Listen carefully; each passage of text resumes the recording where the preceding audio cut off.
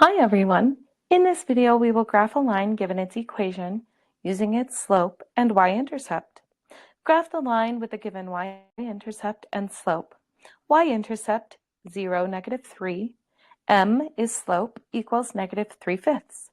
The first thing we want to do is graph the y-intercept. This is where the graph will cross the y-axis, and the y-axis is the vertical axis. So we will move from the origin down 3 units, 1, 2, 3, and this gives us our y-intercept of 0, -3.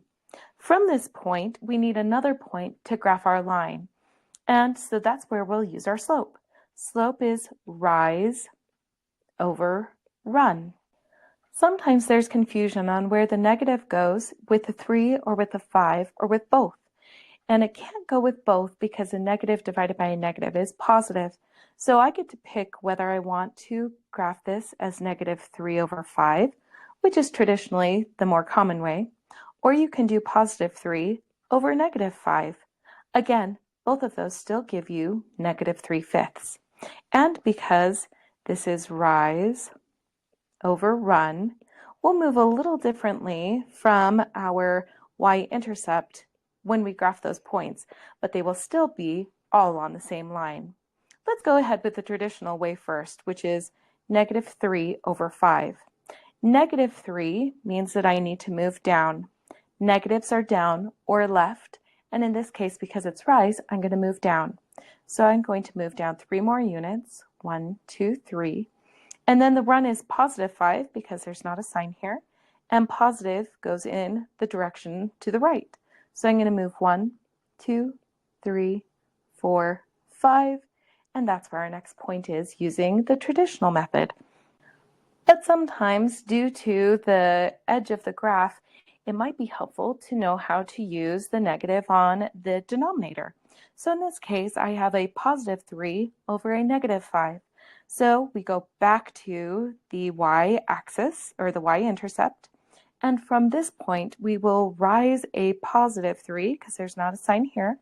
So we'll move up 1, 2, 3, and from here we will run a -5.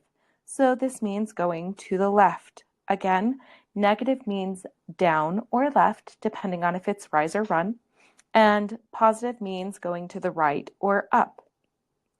So I'm going to be moving back 5, 1, 2, 3, 4, 5, and this is where another point could be found.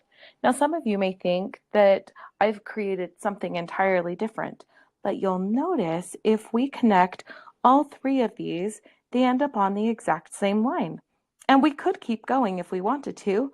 We could keep going down -3/5 to the right repeatedly and find yet another point. 1, 2, 3, 1, 2, 3, 4, 5, and you'll see it still ends up on the same line. We could also continue going back from the one over here and go up 3, 1, 2, 3, and back 5, 1, 2, 3, 4, 5, using our second way of putting the negative on the bottom. And you'll see they all end up on the same line. You can do this as many times as you want, just as long as you use the negative either on the top or the bottom, but not both. And making sure that negatives go down or to the left, and the positives go to the right or up. And now we're all done.